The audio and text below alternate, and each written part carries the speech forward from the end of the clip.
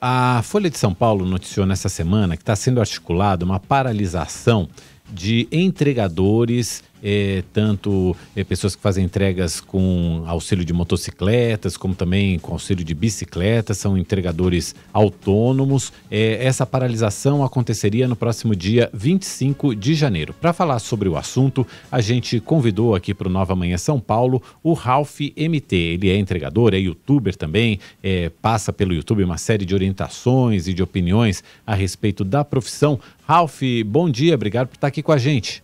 Bom dia, tudo bem? Tudo bem. Ralph, você é um dos entregadores que assinaram esse documento convocando para essa paralisação no próximo dia 25. Primeiro, eu gostaria de perguntar se essa paralisação está confirmada e, segundo, qual seria o motivo dessa paralisação? Bom dia, está confirmado assim, essa paralisação ia ser dia 13 de dezembro, a gente tentou jogar para esse ano, a gente adiou a data, porque tinha Copa do Mundo e tal, e porque também a gente queria pegar um novo governo. E a principal pauta é o aumento das taxas, né? Que as taxas estão muito devasadas e a gente precisa de um aumento aí.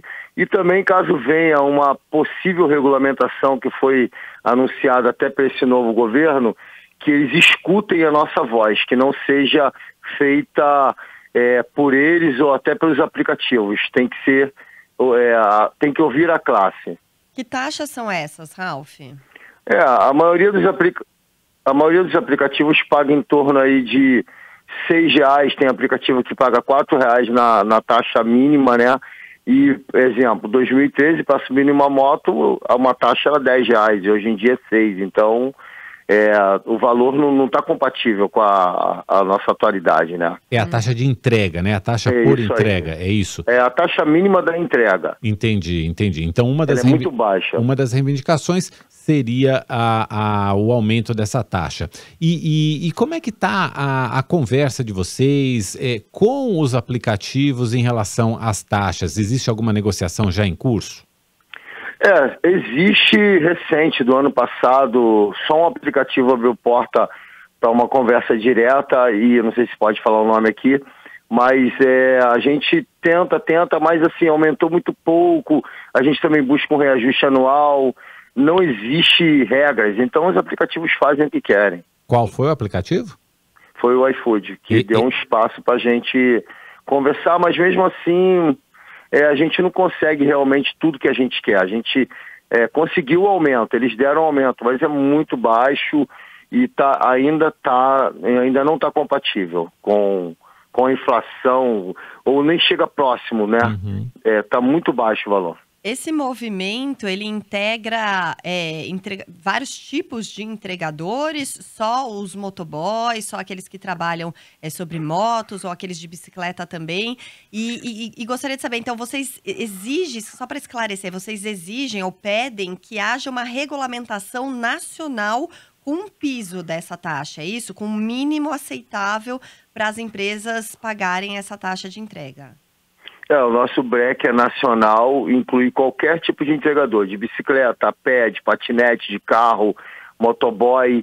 A gente chama todo o Brasil para poder parar no dia 25.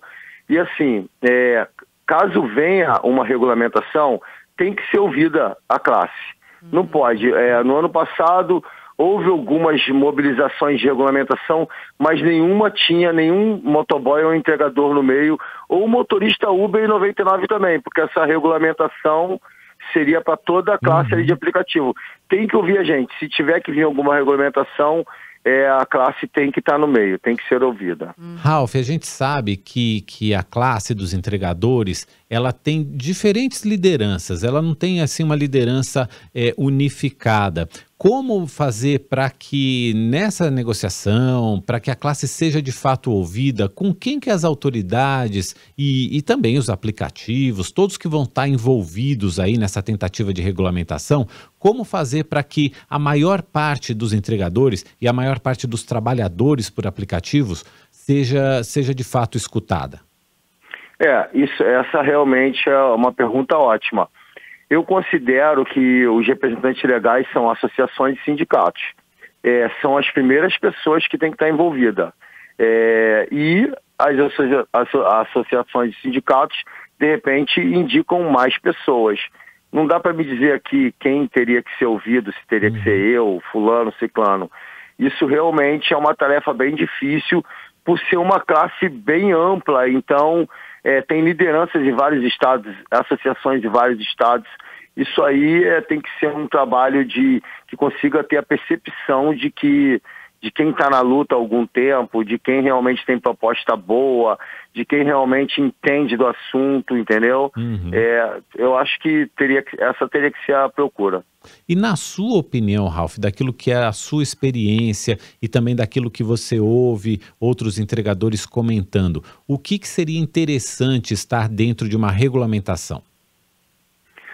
Na minha opinião, é um valor de hora trabalhada, uma ideia mais ou menos assim, que o entregador tivesse um valor fixo por hora, um valor de entrega mínima, tirasse alguns tipos de funções ridículas aí que existem em alguns aplicativos, como entrega dupla, QR Code, um montão de palhaçada que inventaram aí para poder prejudicar mesmo o entregador, que a gente tivesse uma real autonomia, porque nenhum aplicativo desse te dá autonomia, você não tem autonomia para nada, é tudo configurado para você trabalhar o dia inteiro, ou ficar logado o mais tempo possível, e que também não colocasse o aplicativo como intermediador, que tivesse o espaço aberto.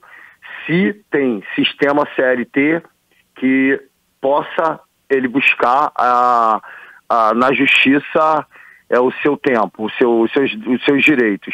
E o que for mais colocado na função que não é CLT, que fique como não CLT, mas que não tenha nada numa regulamentação que o aplicativo não gera vínculo empregatício, que é apenas um subemprego que veio apenas para ajudar. Não pode ser assim.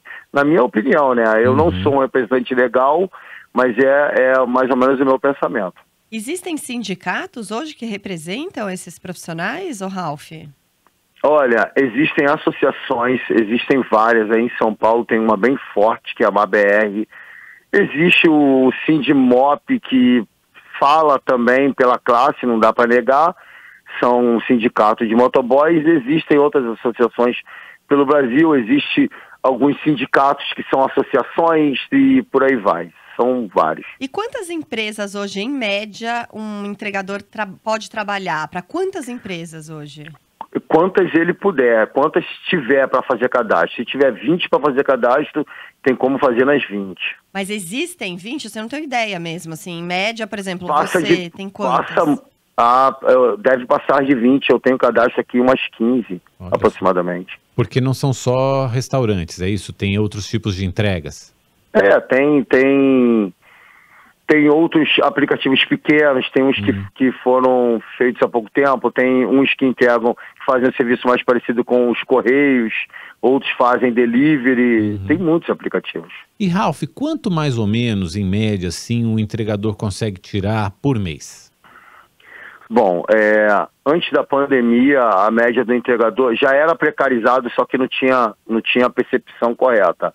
Hoje em dia, para ele, eu não sei quanto tira por mês, assim, mas para ele fazer o que era uma meta diária antes da pandemia, que era R$200, hoje em dia ele tem que trabalhar de 12 a 14 horas, com certeza, e se der bobeira não faz os R$200. Ele tem que trabalhar muito tempo para tentar manter a meta dele que ele tinha antes da pandemia, sendo que era para isso ter melhorado, né? Porque passa ano, o certo havia um pouco mais de valorização, só que os aplicativos, a maioria, aproveitaram a pandemia para poder diminuir os valores, porque colocaram muitos entregadores na rua e sabia que podiam diminuir os valores porque alguém ia pegar, aí fica difícil conseguir bater a meta com muitos entregadores na rua,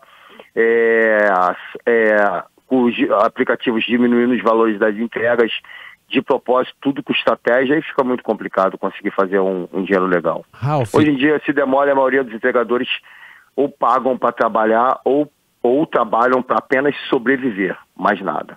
Não Ralf, viver. Você falou bastante sobre a relação dos entregadores com os aplicativos. A gente está chegando já no fim do programa, mas eu queria que você rapidamente falasse um pouquinho de também como é que é a relação com os restaurantes e também com as pessoas que pedem, que fazem os pedidos e que a gente teve um caso famoso lá em Brasília de uma pessoa que queria que o entregador subisse e fosse entregar a encomenda direto na porta dela, quando o correto é pegar na portaria. Como é que é esse tipo de relação?